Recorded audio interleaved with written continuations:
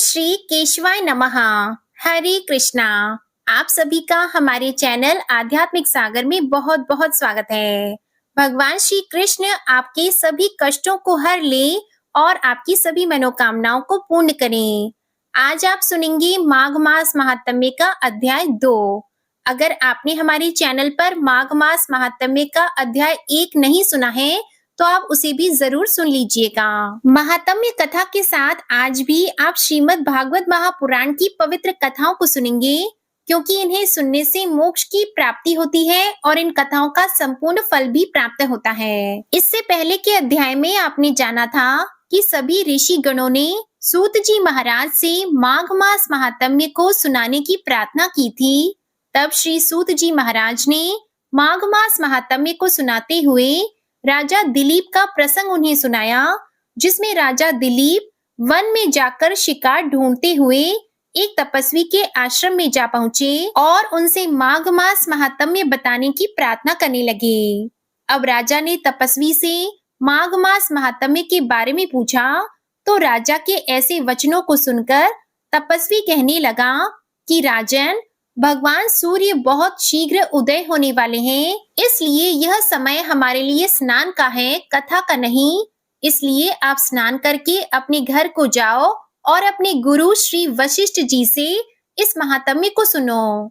इतना कहकर तपस्वी सरोवर में स्नान के लिए चले गए और राजा भी विधि पूर्वक सरोवर में स्नान करके अपने घर लौटा और अपने निवास में जाकर तपस्वी की सब कथा रानी को सुनाई। तब सूत जी कहने लगे कि महाराज, राजा ने अपने गुरु वशिष्ठ जी से क्या प्रश्न किया और उन्होंने इसका क्या उत्तर दिया, वह बताइए। तब व्यास जी कहने लगे, हे सूत जी, राजा दिलीप ने रात को सुख से सोकर प्रातः समय ही अपने गुरु वशिष्ठ के पास जाकर उनके चरणों को छूकर प्रणाम करके नम्रता से पूछा कि गुरुजी, आपने आचार, दंड नीति, राज्य, धर्म और चारों वर्णों को, चारों आश्रमों की क्रियाओं, दान और उनके विधान, यज्ञ और उनकी विधियां, व्रत, उनकी प्रतिष्ठा तथा भगवान विष्णु की आराधना बताई है।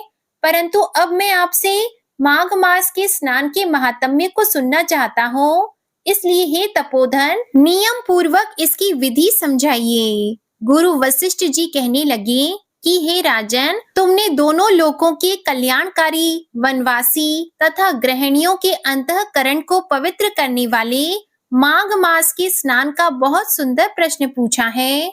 मकर राशि में सूर्य के आने पर माघ मास में स्नान का फल गौ, भूमि, तिल, वस्त्र, स्वर्ण, अन्न, घोड़ा आदि दानों तथा चांद्रायण और ब्रह्मा पूर्व व्रत आदि से भी अधिक होता है। वैशाख और कार्तिक के जप, दान, तप और यज्ञ बहुत फल देने वाले हैं, परंतु माघ मास में इनका फल बहुत ही अधिक होता है। माघ मास में स्नान करने वाला पुरुष राजा और मुक्ति के मार्ग को जानने वाला होता है। दिव्य दृष्टि वाले महात्माओं ने कहा है कि जो मनुष्य माघ मास में सकाम या भगवान के निमित्त नियम पूर्वक माघ मास में स्नान करता है, वह अत्यंत फल वाला होता है। उसको शरीर की शुद्धि, प्रीति, ऐश्वर्य तथा चारों प्रकार के फलों की प्राप्ति होती है। अदिति ने 12 वर्ष तक मकर संक्रांति में अन्न त्याग कर स्नान किया। इससे तीनों लोगों को उज्जवल करने वाले 12 पुत्र उत्पन्न हुए। माघ मास में स्नान करने से ही रोहिणी सुभगा, अरुंधति दानशील हुई और इंद्राणी के समान रूपवती होकर प्रसिद्ध हो गई। जो भक्त माघ मास में स्नान करते हैं तथा देवताओं के पूजन में तत्पर रहते हैं, उनको सुंदर स्थान, हाथी और घोड़ों की सवारी तथा दान को द्रव्य प्राप्त होता है और अतिथियों से उनका घर भरा रहता है। उनके घर में सदा वेद ध्वनि होती रहती है। वह मनुष्य धन्य है जो माघ मास में स्नान करते हैं, दान देते हैं तथा व्रत और नियमों का पालन करते हैं और दूसरे पुण्यों के क्षीण होने से मनुष्य स्वर्ग से वापस आ जाता है। परंतु जो मनुष्य माघ मास में स्नान करता है, वह कभी स्वर्ग से वापस नहीं आता। अर्थात जीवन मरण के चक्र से उसे हमेशा के लिए छुटकारा मिल जाता है। माघ मास के स्नान से बढ़कर कोई और दूसरा तप, नियम, दान, पवित्र और पाप नाशक नहीं है। एक समय भृगु जी ने मणि पर्वत पर विद्याधरों को यह सुनाया था। तब राजा ने कहा कि ब्राह्मण भृगु ऋषि ने कब मणि पर्वत पर विद्याधर को उपदेश दिया था, उसे बताइए। तब ऋषि जी कहने लगे कि हे राजन, प्राचीन काल के एक समय 12 वर्ष तक वर्षा न होने के कारण, सब प्रजा क्षीण होने के कारण संसार में बड़ी ही उद्विग्नता फैल गई। हिमालय और विंध्याचल पर्वत के मध्य का देश निर्जन होने के कारण श्राद्ध, तप तथा स्वाध्याय सब कुछ छूट गए। सारा लोक विपत्तियों में फंसकर प्रजाहीन हो गया। सारा भूमंडल फल और अन्न से रहित हो गया। तब विंध्याचल से नीचे बहती हुई नदी के सुंदर वृक्षों से ढका हुआ अपने आश्रम से निकलकर श्री भृगु ऋषि अपने शिष्यों सहित हिमालय पर्वत पर गए। इस पर्वत की चोटी नीली और नीचे का हिस्सा सुनहरी होने से सारा पर्वत पीतांबरधारी श्री भगवान के समान लगता था। पर्वत के बीच का भाग नीला और बीच बीच में कहीं कहीं सफेद स्फटिक होने से तारों से युक्त आकाश जैसी शोभा को प्राप्त होता था।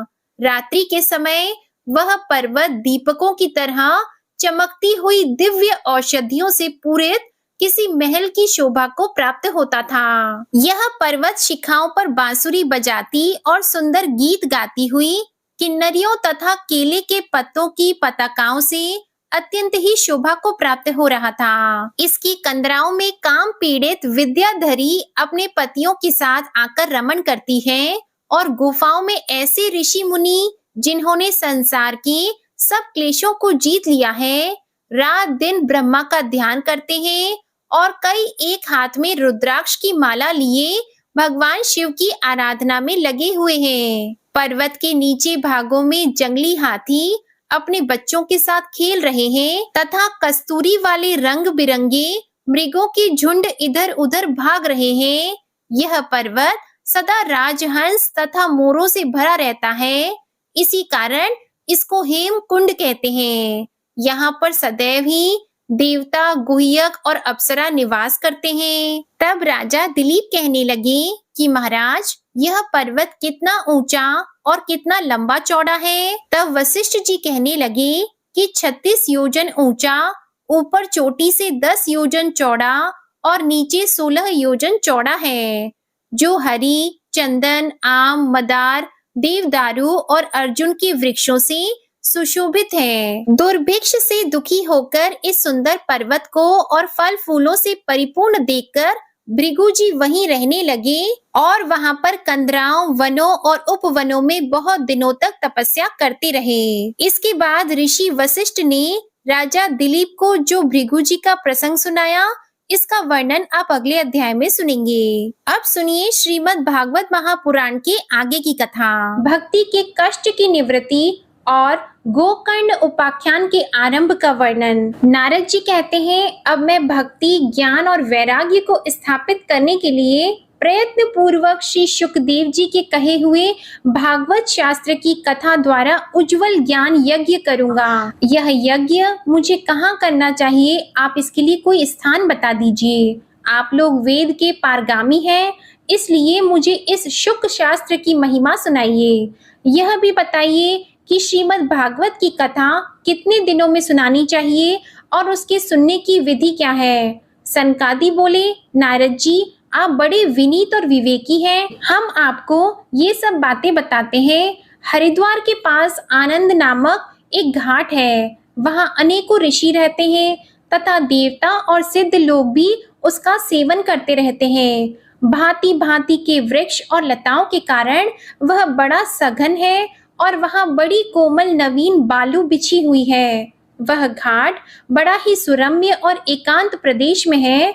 वहाँ हर समय सुनहले कमलों की सुगंध आया करती है। उसके आसपास रहने वाले सिंह, हाथी आदि परस्पर विरोधी जीवों के चित्त में भी वैर भाव नहीं है। वहाँ आप बिना किसी विशेष प्रयत्न के ही ज्ञान यज्ञ आरंभ कर दीजिए। उस स्थान पर कथा में अपूर्व रस का उदय होगा। भक्ति भी अपनी आंखों के ही सामने निर्बल और जरा जीर्ण अवस्था में पड़े हुए ज्ञान और वैराग्य को साथ लेकर वहां आ जाएगी। क्योंकि जहां भी श्रीमद् भागवत की कथा होती है वहां ये भक्ति आदि अपने आप पहुंच जाते हैं। वहां कानों में कथा के शब्द पढ़ने से ये तीनों तरुण हो जाएंगे। सूत जी कहते हैं, इस प्रकार कहकर नारद जी के साथ सनकादि भी श्रीमद् भागवत कथा अमृत का पान करने के लिए वहां से तुरंत गंगा तट पर चले आए।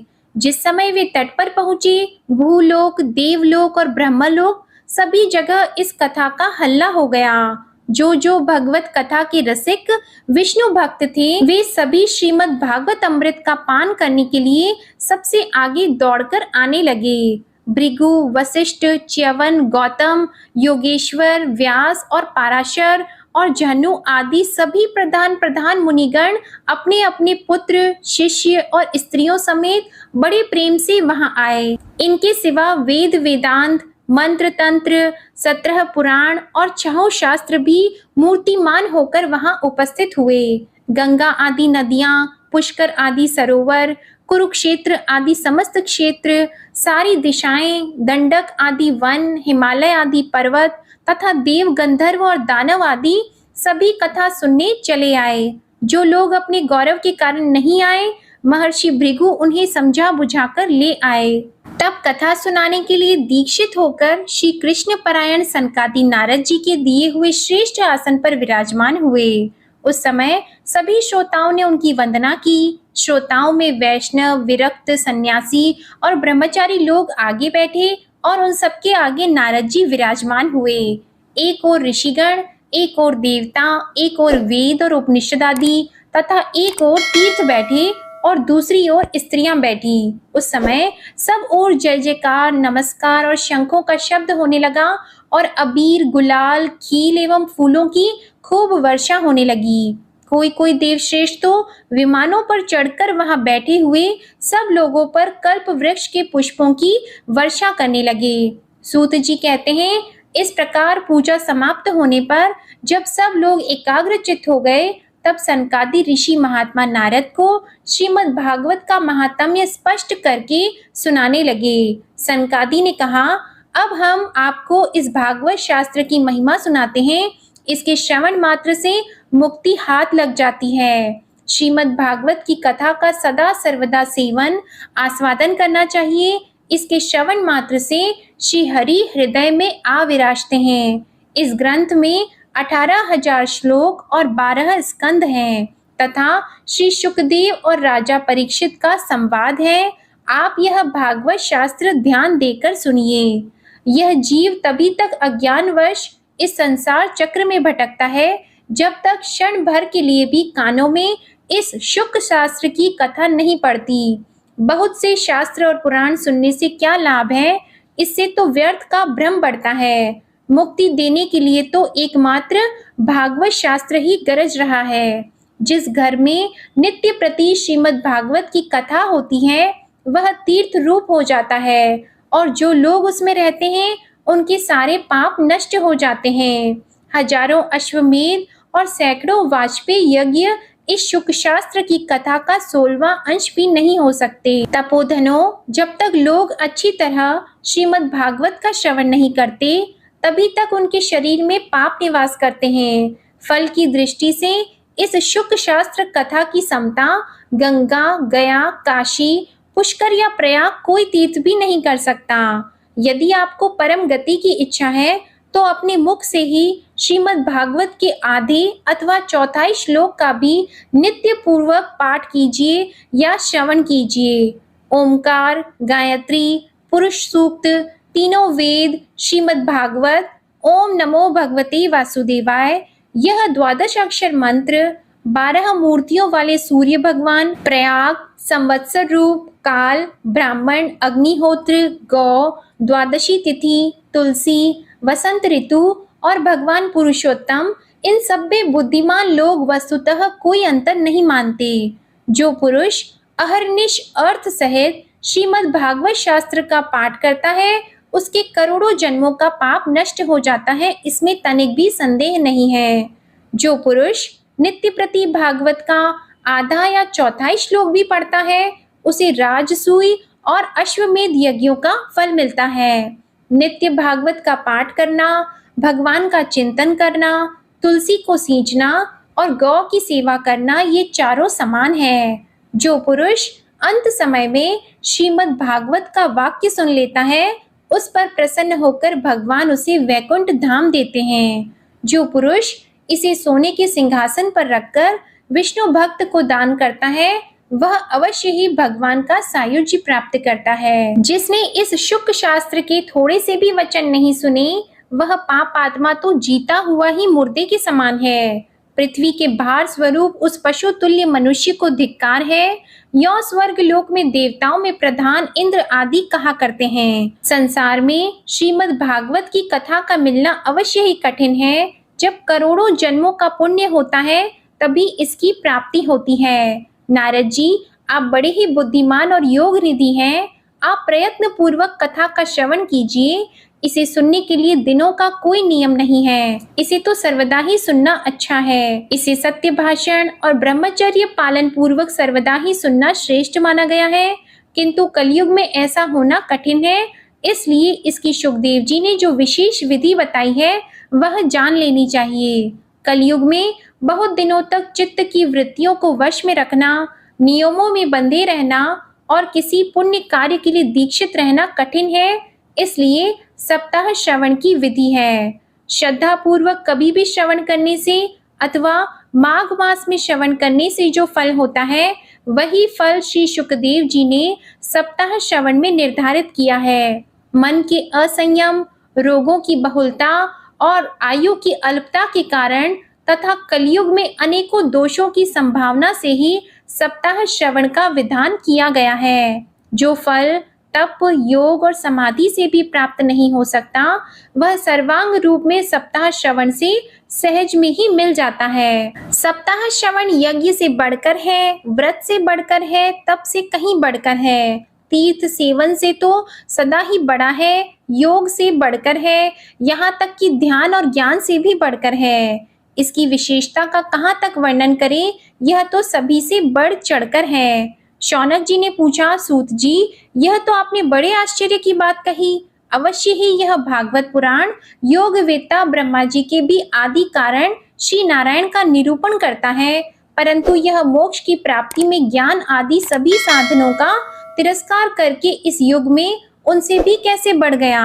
सूत जी ने कहा, शौनक जी, जब भगवान श्री कृष्ण इस धरा धाम को छोड़कर अपने नित्य धाम को जाने लगी, तब उनके मुखारविंद से एकादश स्कंद का ज्ञान उपदेश सुनकर भी उद्धव ने पूछा। उद्धव जी बोले, गोविंद, अब आप तो अपने भक्तों का कार्य करके परम धाम को पधारना चाहते हैं, किंतु मेरे मन में एक बड़ी चिंता है, उसे सुनकर आप मुझे शांत कीजिए। अब घोर कलिकाल आया ही समझिए, इसलिए संसार में फिर अनेकों दुष्ट प्रकट हो जाएंगे। उनके संसर्ग से जब अनेकों सत्पुरुष भी उग्र प्रकृति के हो जाएंगे, तब उनके भार से दबकर यह गो रूपिणी पृथ्वी किसकी शरण में जाएगी। कमल नयन, मुझे तो आपको छोड़कर इसकी रक्षा करने वाला कोई दूसरा नहीं दिखाई देता, इसलिए भक्त वत्सल, आप साधुओं पर कृपा करके यहाँ से मत जाइए। भगवान, आपने निराकार और चिन्मात्र होकर भी भक्तों के लिए ही तो यह सगुण रूप धारण किया है, फिर भला आपका वियोग होने पर वे भक्तजन पृथ्वी पर कैसे रह सकेंगे।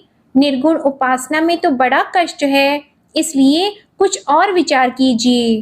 प्रभास क्षेत्र में उद्धव जी के ये वचन सुनकर भगवान सोचने लगे कि भक्तों के अवलंब के लिए मुझे क्या व्यवस्था करनी चाहिए। शौनक जी, तब भगवान ने अपनी सारी शक्ति भागवत में रख दी। वे अंतर्ध्यान होकर इस भागवत समुद्र में प्रवेश कर गए, इसलिए यह भगवान की साक्षात शब्दमयी मूर्ति है। इसके सेवन, श्रवण, पाठ अथवा दर्शन से ही मनुष्य के सारे पाप नष्ट हो जाते हैं। इसी से इसका सप्ताह श्रवण सबसे बढ़कर माना गया है, और कलयुग में तो अन्य सब साधनों को छोड़कर यही प्रधान धर्म बताया गया है। कलिकाल में यही ऐसा धर्म है जो दुख, दरिद्रता, दुर्भाग्य और पापों की सफाई कर देता है तथा काम क्रोध आदि शत्रुओं पर विजय दिलाता है। अन्यथा भगवान की इस माया से पीछा छुड़ाना देवताओं के लिए भी कठिन है, मनुष्य तो इसे छुड़ा ही कैसे सकते हैं। अतः इससे छूटने के लिए भी सप्ताह श्रवण का विधान किया गया है। सूत जी कहते हैं, शौनक जी, जिस समय सनकादि मुनीश्वर इस प्रकार सप्ताह श्रवण की महिमा का बखान कर रहे थे, उस सभा में एक बड़ा आश्चर्य हुआ, उसे मैं तुम्हें बताता हूँ, सुनो।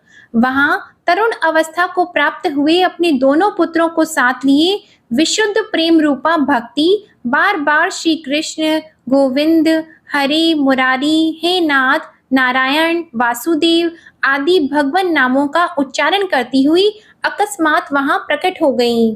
सभी सदस्यों ने देखा कि परम सुंदरी भक्ति रानी भागवत के अर्थों का आभूषण पहने वहां पधारी। मुनियों की उस सभा में सभी यह तर्क वितर्क करने लगे कि ये यहाँ कैसे आई, कैसे प्रविष्ट हुई। तब सनकादि ने कहा, ये भक्ति देवी अभी अभी कथा के अर्थ से निकली है। उनके ये वचन सुनकर भक्ति ने अपने पुत्रों समेत अत्यंत विनम्र होकर सनत कुमार जी से कहा।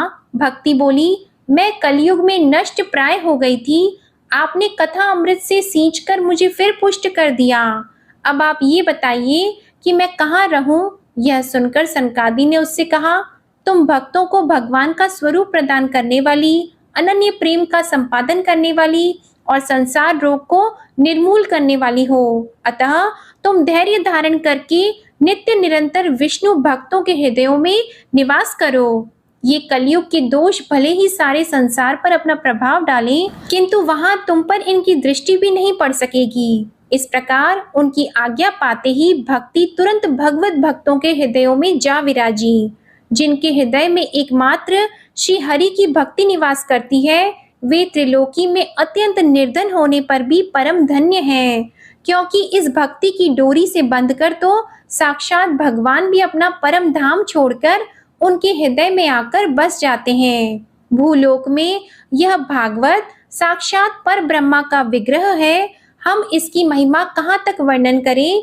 इसका आश्रय लेकर इसे सुनाने से तो सुनने और सुनाने वाले दोनों को ही भगवान श्री कृष्ण की समता प्राप्त हो जाती है। अतः इसे छोड़कर अन्य धर्मों से क्या प्रयोजन है। सूत जी कहते हैं, मुनिवर, उस समय अपने भक्तों के चित्त में अलौकिक भक्ति का प्रादुर्भाव हुआ देखकर भक्त वत्सल श्री भगवान अपना धाम छोड़कर वहां पधारे। उनके गले में वनमाला शोभा पा रही थी। श्री अंग सजल जलधर के समान श्याम वर्ण था। उस पर मनोहर पीतांबर सुशोभित था। कटी प्रदेश करधनी की लड़ियों से सुसज्जित थी। सिर पर मुकुट की लटक और कानों में कुंडलों की झलक देखते ही बनती थी। वे त्रिभंग ललित भाव से खड़े हुए चित्त को चुराए लेते थे। वक्ष स्थल पर कौस्तुभ मणि दमक रही थी। सारा श्री अंग हरि चंदन से चर्चित था। उस रूप की शोभा क्या कहें, उसने तो मानो करोड़ों कामदेवों की रूप माधुरी छीन ली थी। वे परम आनंद चिन्मूर्ति मधुराति मधुर मुरलीधर ऐसी अनुपम छवि से अपने भक्तों के निर्मल चित्तों में आविर्भूत हुए। भगवान के नित्य लोक निवासी लीला परिकर उद्धव आदि वह गुप्त रूप से उस कथा को सुनने के लिए आए हुए थे। प्रभु के प्रकट होते ही चारों ओर जय हो की ध्वनि होने लगी। उस समय भक्ति रस का अद्भुत प्रवाह चला। बार बार अबीर, गुलाल और पुष्पों की वर्षा तथा शंख ध्वनि होने लगी। उस सभा में जो लोग बैठे थे, उन्हें अपने देह, गेह और आत्मा की भी कोई सुध न रही। उनकी ऐसी तन्मयता देखकर नारद जी कहने लगे, मुनीश्वर गण, आज सप्ताह श्रवण की मैंने यह बड़ी ही अलौकिक महिमा देखी। यहाँ तो जो बड़े मूर्ख, दुष्ट और पशु पक्षी भी हैं, वे सभी अत्यंत निष्पाप हो गए हैं। अतः इसमें संदेह नहीं कि कली काल में चित्त की शुद्धि के लिए इस भागवत कथा के समान मृत्यु लोक में पाप पुंज का नाश करने वाला कोई दूसरा पवित्र साधन नहीं है। मुनिवर, आप लोग बड़े कृपालु हैं। आपने संसार के कल्याण का विचार करके यह बिल्कुल निराला ही मार्ग निकाला है। आप कृपया यह तो बताइए कि इस कथा रूप सप्ताह यज्ञ के द्वारा संसार में कौन कौन लोग पवित्र हो जाते हैं। सनकादि ने कहा, जो लोग सदा तरह तरह के पाप किया करते हैं, निरंतर दुराचार में तत्पर रहते हैं और उल्टे मार्गों से चलते हैं, तथा जो क्रोध अग्नि से जलते रहने वाले कुटिल और काम परायण हैं, वे सभी इस कलयुग में सप्ताह यज्ञ से पवित्र हो जाते हैं। जो सत्य से च्युत, माता पिता की निंदा करने वाले, तृष्णा के मारे व्याकुल, आश्रम धर्म से रहित, दंभी, दूसरों की उन्नति देखकर कुढ़ने वाले और दूसरों को दुख देने वाले हैं, वे भी कलयुग में सप्ताह यज्ञ से पवित्र हो जाते हैं। जो दुष्ट आग्रह पूर्वक सर्वदा मन, वाणी या शरीर से पाप करते रहते हैं, दूसरे के धन से ही पुष्ट होते हैं और मलिन मन और दुष्ट हृदय वाले हैं, वे भी कलयुग में सप्ताह यज्ञ से पवित्र हो जाते हैं। नारद जी, अब हम तुम्हें इस विषय में एक प्राचीन इतिहास सुनाते हैं। उसके सुनने से ही सब पाप नष्ट हो जाते हैं। अब आप सुनिए विष्णु चालीसा का पाठ। विष्णु सुनिए विनय सेवक की चित लाए, कीरत कुछ वर्णन करो दीजिए ज्ञान बताए। नमो विष्णु भगवान खरारी, कष्ट नशावन अखिल बिहारी। प्रबल जगत में शक्ति तुम्हारी, त्रिभुवन फैल रही उजियारी। सुंदर रूप मनोहर सूरत, सरल स्वभाव मोहनी मूरत। तन पर पीतांबर अति सोहत, बैजंती माला मन मोहत। शंख चक्र कर गदा विराजे, देखत दैत्य असुर दल भाजे। सत्य धर्म मद लोभन गाजे, काम क्रोध मद लोभन छाजे। संत भक्त सज्जन मन रंजन, दनुज असुर दुष्टन दल गंजन। सुख उपजाए कष्ट सब भंजन, दोष मिटाय करत जन सज्जन। पाप काट भव सिंधु उतारण, कष्ट नाश कर भक्त उबारण। करत अनेक रूप प्रभु धारण, केवल आप भक्ति के कारण। धरणी धेनु बन तुम ही पुकारा, तब तुम रूप राम का धारा। भार उतार असुर दल मारा, रावण आदिक को संहारा। आप वराह रूप बनाया, हिरण्याक्ष को मार गिराया। धर्मस्य तन सिंधु बनाया, 14 रत्नन को निकलाया।